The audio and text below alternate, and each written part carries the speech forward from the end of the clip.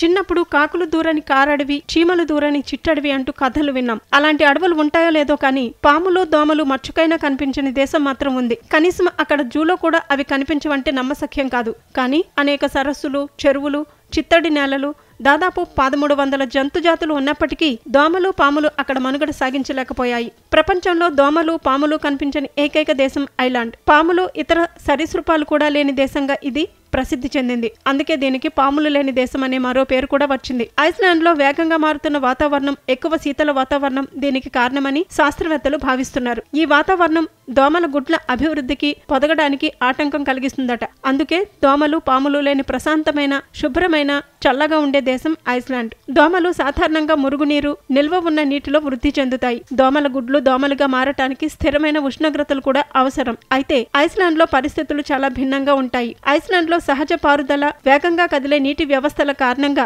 దోమల పెంపకానికి అవసరమైన నిలిచిపోయిన నీరు దోమల పునరుత్పత్తికి అనుమతించేంత కాలం ఉండదు. ఇక్కడ ఉండే ఉష్ణోగ్రతలు దోమల గుడ్లు లేదా లార్వాలకు అనుగుణంగా ఉండవు. దీనివల్ల దోమలు వృద్ధి చెందడం కష్టమవుతుంది. కొన్ని అధ్యయనాల ప్రకారం ఐస్లాండ్ లోని భూమిలో సల్ఫర్ అధికంగా ఉంటుంది. ఇది దోమల పెరుగుదలను నిరోధిస్తుంది. అలాగే ఐస్లాండ్ లోని దోమల సహజ శత్రువులు కూడా ఉన్నాయి. ఇవి వాటి జనాభాను నియంత్రిస్తాయి. ఐస్లాండ్ లో దోమల్ని పోలిన కీటకాలు ఉంటాయి, కానీ ఇవి కుట్టవు, వ్యాధులను వ్యాప్తి చేయవు. అలాగే పాములు నివసించలేని చల్లని దేశం ఐస్లాండ్. ఐస్లాండ్ పేరుకు తగ్గట్టే మంచు ఉండే వాతావరణం, పాముల మనుగడకు ఏమాత్రం అనువుగా ఉండదు. ఈ మంచు ప్రాంతంలో పాములు ఏమాత్రం జీవించలేవు. చుట్టూ నీటితో నిండి ఉండటం కూడా ఒక కారణం. పాములు మహాసముద్రాలను దాటవు, దోమలు అంత దూరం ఎగరవు. అందుకే ఐస్లాండ్ లో దోమలు పాములు కనిపించవని చెబుతారు.